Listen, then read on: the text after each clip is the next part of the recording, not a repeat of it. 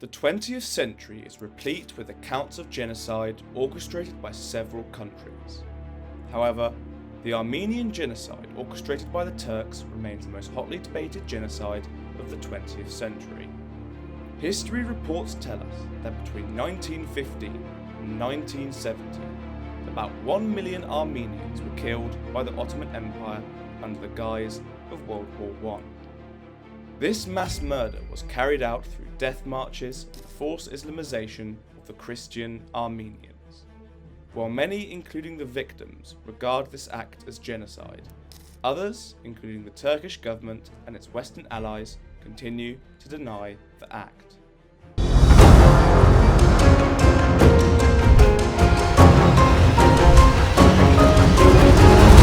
Welcome to the Unveiled History. Before the arrival of the Turks, the people of Armenia, a primarily Christian group, had made their home in eastern Anatolia for centuries. For some of that time, they were an independent people who shared the area with Muslim Kurds. However, during the 15th century, Armenia was absorbed into the mighty Ottoman Empire. The Ottomans were largely Muslim and allowed other religious minorities, including the Armenians, to maintain some form of autonomy. But the Armenians were treated as second-class citizens and subjected to unfair treatment. For example, Christian Armenians paid higher taxes and had little political or legal rights. Armenian lands were confiscated and given to Muslim immigrants as part of a systematic policy to reduce the Armenian population of these areas. Despite these challenges, the Armenians thrived and flourished under Ottoman rule. While the majority of them were peasants, a few of them found success as merchants and artisans. As a result, a small number of Armenians were able to attain prominent positions in society. However, the prominence and success of the Armenians became a source of resentment and suspicion among Muslims. The resentment was compounded by suspicions that the Armenians would one day betray the Ottoman Empire to form an independent state or ally with other Christian neighbourhood governments like Russia.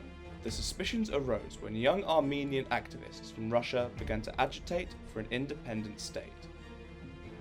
At the end of the 19th century, the Ottoman Empire began to crumble, but with it came anti-Armenian sentiments among the Muslim Turks. This feeling erupted in mass violence several times between the late 19th century and the early 20th century. In 1894, the Armenians in the Sasun region refused to pay an oppressive tax.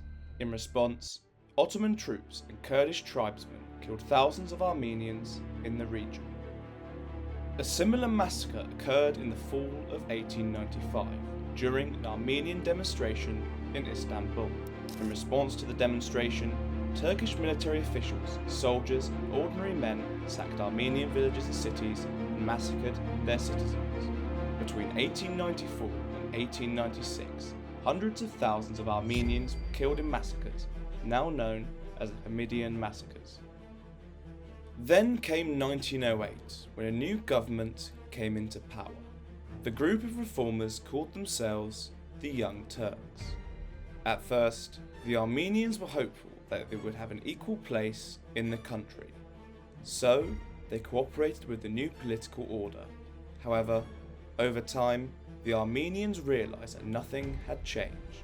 The new government became increasingly suspicious of their Armenian subjects, whom they imagined were collaborating with foreign powers. Anti-Armenian sentiments increased after the Ottoman Empire was defeated in the First Balkan War between 1912 and 1913. This humiliating defeat resulted in the loss of 83% of the Ottoman Empire's territories. For some reason, the Young Turks blamed the defeat on the treachery of Balkan Christians and decided that the solution was to create an ethnically homogeneous community. This simply meant that the Christian non-Turks had to be eliminated or Islamized. In 1914, the Turks entered World War I, fighting on the side of Germany and the Austro-Hungarian Empire. As the war began, both the Russians and the Ottomans attempted to recruit the Armenians living along the border of both countries. The Young Turks proposed to the Armenian leading party that it should convince all the Armenians, including those in Russia, to fight for the Ottoman Empire. However, the Armenian party refused, stating that Armenian, Russian and Ottoman subjects would remain loyal to their respective empires. This was exactly what happened. As the war intensified, Armenians organised volunteer battalions to help the Russian army fight against the Turks in the Caucasus region. This action was regarded as treachery by the Ottomans and further fueled the anti-Armenian sentiment. In January 1950, the Ottoman leaders attempted to push back the Russians at the Battle of Sankamis, but suffered the worst Ottoman defeat of the war. Poor leadership and harsh conditions were the main reasons for the loss.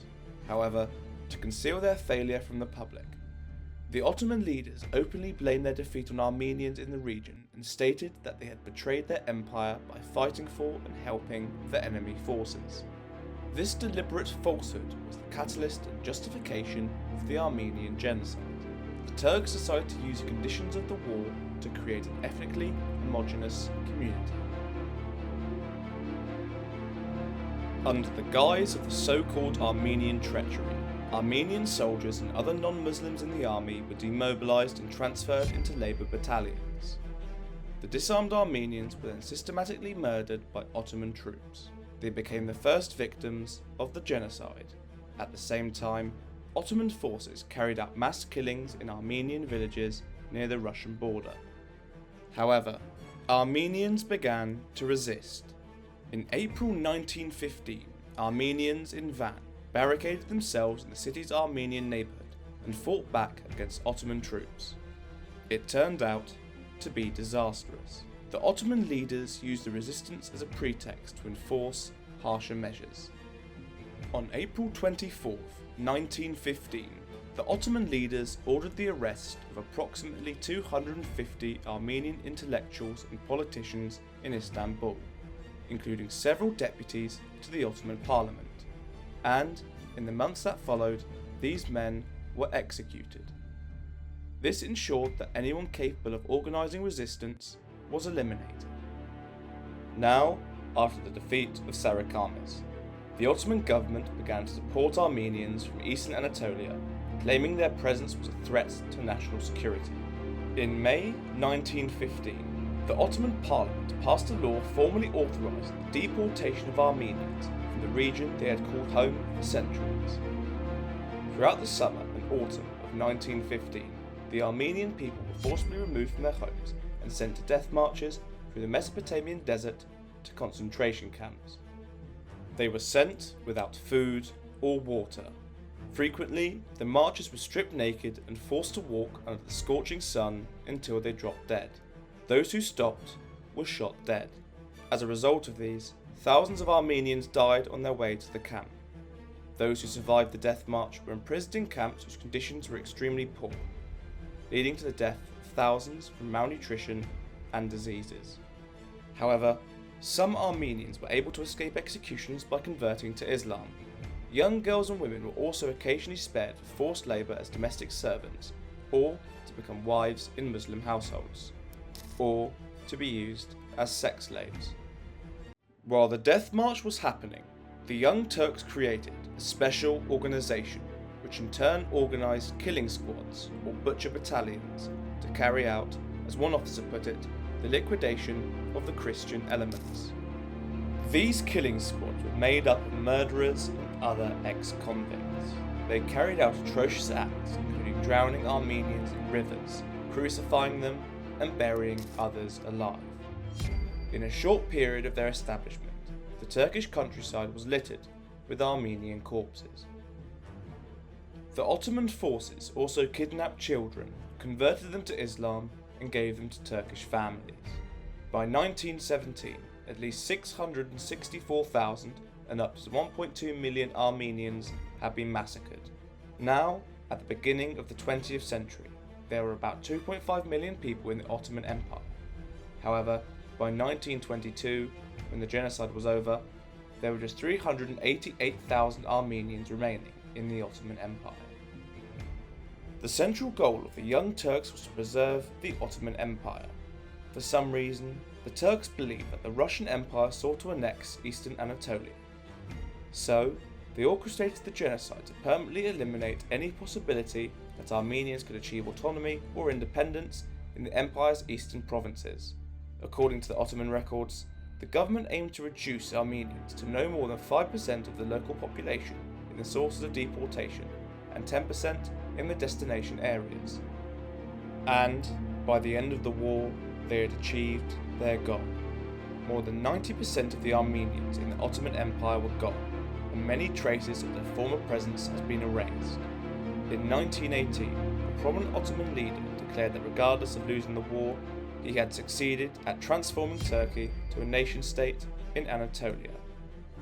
Now, despite the overwhelming proof, the Turkish government has since denied that a genocide took place. According to them, the Armenians were an enemy force and the slaughter was a necessary war measure. Interestingly, the West has also been reluctant to term the massacre a genocide because Turkey is an important ally of the West. Great Britain and Israel, for example, have declined to call the events a genocide. It would interest you to know that American news outlets have been reluctant to use the word genocide to describe Turkey's crimes. In fact, the phrase Armenian Genocide did not appear in the New York Times until 2004,